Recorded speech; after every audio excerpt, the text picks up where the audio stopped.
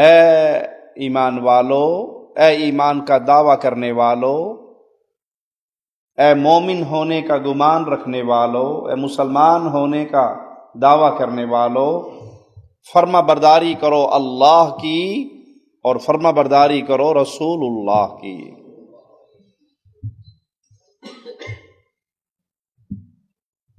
اس سے سادہ کوئی بات ہو سکتی ہے؟ اس سے پیاری کوئی بات ہو سکتی ہے؟ اللہ کی عبادت میں کسی کو شریک نہ ٹھہراؤ، رسول اللہ صلی اللہ علیہ وسلم کی فرما برداری میں کسی اور کو شریک نہ ٹھہراؤ۔ اللہ کی مان لو اور رسول اللہ کی مان لو، آپ صراط مستقیم پہ ہیں، آپ منہج اہل حدیث پر ہیں، اور یہی دعوت اہل حدیث ہے، یہ انبیاء کا پیغام ہے۔ اللہ کی عبادت کی جائے، اللہ کی عبادت میں کسی کو شریک نہ ٹھہرایا جائے، یہ نئی بات نہیں ہے، یہ نیا دین نہیں ہے۔ قبر پرستوں کو جب یہ پیغام ملتا ہے کہ اللہ کی عبادت میں کسی اور کو شریک نہ ٹھہراؤ، رسول اللہ صلی اللہ علیہ وسلم کی فرما برداری میں کسی اور کو حصے دار نہ بناؤ، وہ کہتی ہے اب نئی بات کر رہے ہیں۔ یہ نئی بات نہیں، یہ اصل بات ہے۔ آپ جو کام کر رہے ہیں وہ نیا ہے، قبروں پر طواف، قبروں پر سجدے، مردوں کو پکارنا، ان سے مانگنا، یہ نیا کام ہے، یہ اصل نہیں ہے۔ اصل اللہ نے انسان کو فطرت سلیم پہ پیدا کیا ہے، اور فطرت سلیم توحید کا نام ہے۔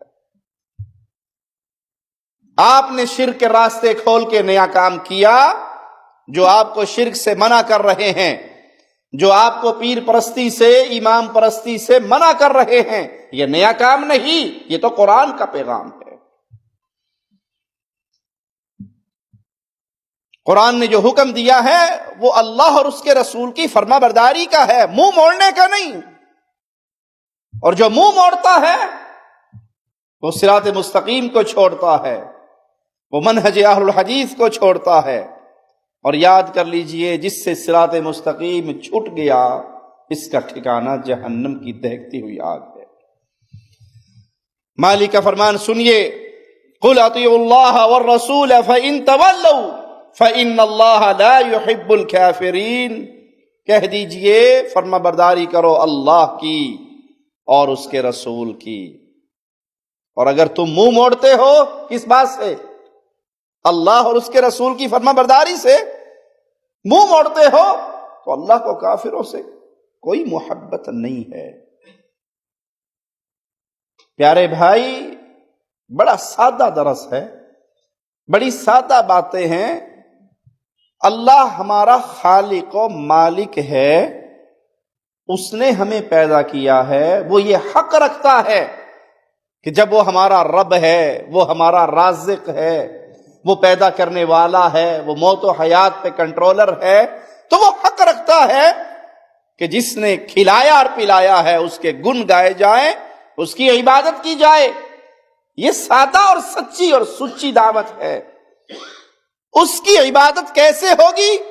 اپنی رائے سے نہیں، اپنی سوچ سے نہیں، اپنے قیاس سے نہیں، اپنی مرضی سے نہیں، اس کی عبادت ہوگی جو طریقہ اس نے اپنے رسول کو دے کر ہمارے طرف بھیجا ہے۔ یہی صراط مستقیم ہے، اللہ کی فرما برداری اور پھر اس کے رسول کی فرما برداری، صراط مستقیم، منہج اہل حدیث۔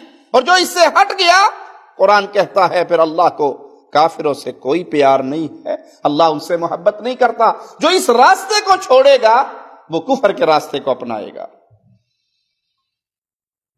ایک اور مقام پہ مالک فرماتا ہے، یا ایھا الذین آمنوا اطیعوا اللہ واطیعوا الرسول ولا تبطلوا اعمالکم، ایمان والو فرما برداری کرو، پیروی کرو اللہ کی اور اس کے رسول کی، اپنے عملوں کو برباد نہ کرنا۔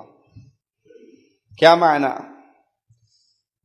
آپ کا عمل آپ کے سامنے کتنا ہی خوبصورت بنا کر شیطان پیش کر دے، اگر وہ اللہ اور اس کے رسول کے طریقے کے مطابق نہیں ہے تو آپ کے عمل برباد ہو رہے ہیں۔